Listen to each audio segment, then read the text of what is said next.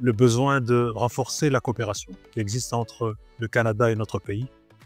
Et donc, nous venons pour avoir des discussions au plus haut niveau avec cette Chambre de commerce, de voir comment promouvoir davantage d'investissements dans notre pays. À Toronto, pour une mission de 3 jours, le ministre de l'Industrie de la République démocratique du Congo, M. Louis Watsum, Africanada Stream, lui a rencontré. Mon nom est William Mouyoko, bienvenue à Africanada Stream.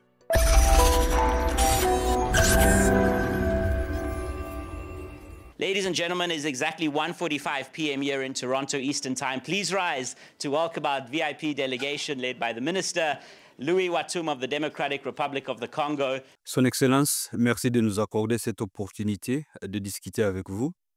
Tout d'abord, parlez-nous de la raison de votre présence ici au Canada. Bien, la présence ici au Canada est justifiée par le besoin de renforcer la coopération qui existe entre le Canada et notre pays. Comme vous le savez, Madame la Première ministre est présentement à Ottawa, où elle a une série de rencontres, y compris le Premier ministre canadien qu'elle va rencontrer. Et je fais la partie économique ici avec la Chambre de commerce canadienne, qui, comme vous savez, est le porte-flambeau de plusieurs investissements qu'il y a eu dans notre pays. Et donc, nous venons pour avoir des discussions au plus haut niveau avec cette Chambre de commerce, de voir comment promouvoir davantage d'investissements dans notre pays. Voilà ce qui explique ma présence ici. Merci. Et quelle est la place des investisseurs canadiens en République démocratique du Congo à l'heure actuelle? Peu de gens le savent peut-être, mais les investissements canadiens ont été à la base de beaucoup de projets miniers que nous avons aujourd'hui en RDC. Parce que, après le code minier de 2002, plusieurs compagnies qu'on appelle juniors en exploration venaient se ressourcer ici au niveau des marchés boursiers canadiens pour avoir les fonds nécessaires, les fonds d'amorce pour commencer des projets et des programmes d'exploration géologique. Programmes d'exploration géologique qui ont certifié des gisements et qui ont permis finalement aux majors, comme on dit, aux grandes compagnies minières qui aujourd'hui sont un peu partout au pays, d'avancer avec le développement de projets. Et donc, derrière beaucoup de mines qui sont en production aujourd'hui, il y a des grands investissements canadiens qui sont là, en fait. En tant que ministre de l'Industrie, quelles mesures mettez-vous en œuvre pour attirer davantage d'investisseurs en RDC qui viennent du Canada ou d'ailleurs dans le monde? Vous savez, il n'y a pas de magie pour attirer les investissements étrangers. Il a été démontré que les pays qui mènent une lutte sans merci contre la corruption et qui conjuguent tous les efforts pour asseoir la bonne gouvernance, tout naturellement attirent les investissements. Et donc, c'est ça notre devoir en tant que gouvernement, en tant que ministre, de veiller à ce qu'il y ait la bonne gouvernance, que la corruption soit éradiquée, que nous ayons un climat des affaires serein, que la fiscalité qui s'applique à nos investisseurs soit prévisible, soit connue et reste dans les limites de ce qui a été convenu. C'est un effort permanent que nous devons faire, être toujours à l'écoute des investisseurs, surtout de ceux qui sont déjà sur terrain, pour veiller à ce qu'ils puissent exécuter leur business plan en fonction de ce qui avait été convenu au départ. Parce que rappelez-vous, ceux qui sont déjà sur terrain sont en train d'avancer, bon an, mal an, mais ceux qui sont à l'extérieur sont en train d'observer de près pour voir comment ils sont traités. Et donc, c'est dans notre intérêt de bien traiter nos investisseurs, mais bien sûr, dans la vie, on n'a pas que des droits, on a aussi des obligations. Les investisseurs également doivent jouer leur partition.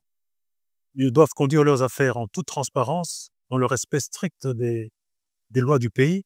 Ils doivent apporter les capitaux et la technologie, ils doivent faire le transfert des connaissances, le transfert de technologies. Ils doivent veiller à ce que les communautés riveraines qui sont autour de leurs investissements aient un mieux-être, se trouvent encore mieux qu'ils étaient avant. Voilà, donc c'est dans la mesure où chacun va jouer sa partition que le pays sera une destination idéale pour attirer les investissements. Aujourd'hui, c'est le dernier jour de la conférence. Avez-vous déjà conclu quelque chose avec les hommes d'affaires canadiens? Nous sommes encore en train de discuter, mais il y a deux projets très intéressants sur lesquels nous avons suffisamment avancé. Là, c'est un projet Waste to Energy, c'est-à-dire prendre les déchets de plusieurs parties de la ville de Kinshasa et les transformer en énergie pour produire environ 100 MW d'énergie. Nous avons rencontré cette structure qui a déjà un site dédié du côté de Passa. Et maintenant, il faut que nous puissions, avec mes collègues des autres ministères, nous puissions nous retrouver ensemble pour donner une impulsion à ce projet qui puisse avancer. Je crois que ça rendra la ville plus propre, ça générera encore plus d'énergie.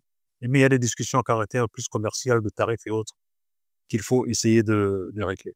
L'autre projet, c'est un projet tout aussi important, de corridor de développement industriel, qui va emmener un chemin de fer dans la partie nord de la RDC, la partie du Haut-Ouélé, mais qui pourra relier le Sud-Soudan en Centrafrique, en passant par la partie nord du pays, et qui peut servir de déclencheur à beaucoup de projets de développement dans cette partie du pays, notamment le fer, comme vous le savez. Près de 20 milliards de tonnes de minerais de fer qui sont là dans la Grande Orientale, mais qui se retrouvent encore assez enclavés et qui demandent beaucoup de fonds de développement. Ce sont ces deux projets que nous avons pu glaner jusque-là. Il y a encore du travail à faire, mais nous continuons les discussions pour pouvoir aboutir à quelque chose d'heureux pour notre pays. Joining us, I see various countries represented: Nigeria, of course, DRC, South Africa, Zimbabwe, Mauritius. Please come join us up on stage for this photograph. Son Excellence, votre mot de la fin. Le mot de la fin, c'est ce que j'ai dit aux investisseurs. La RDC, c'est un géant qui se réveille. Il n'y a qu'à voir les performances macroéconomiques de notre pays. Nous avons, l'année dernière, eu une croissance du produit intérieur brut d'environ 8%. Ça sera un peu plus modeste cette année, mais de nombreux efforts au point de vue gouvernance sont faits dans le pays. Pour preuve, le dernier accord qui a été signé avec le FMI qui nous donne 800 millions d'appui budgétaire pour la première fois dans l'histoire. Et cela se fait. Cela veut dire quoi? Cela veut dire que les institutions financières internationales commencent à nous faire confiance après plusieurs années de doute. Et ils font confiance parce qu'ils voient les efforts qui sont faits dans la lutte contre la corruption, dans la bonne gouvernance, dans la collection des revenus de l'État, dans la discipline de dépenses publiques et bien d'autres domaines. Et donc, les perspectives sont très bonnes pour le pays. Maintenant, c'est à nous, Congolais aussi, de nous lever, de comprendre que personne ne va construire ce pays à notre place. Même si un appui budgétaire vient, même si les institutions financières internationales viennent, c'est à nous, les Congolais, de comprendre que personne ne va bâtir ce pays à notre place. Nous devons être patriotes, aimer notre pays, nous devons avoir de l'intégrité dans ce que nous faisons, nous devons avoir l'obligation de résultat, le pragmatisme, mais enfin, nous devons vraiment pratiquer la méritocratie. Nous apprenions à mettre les gens qu'il faut à la place qu'il faut.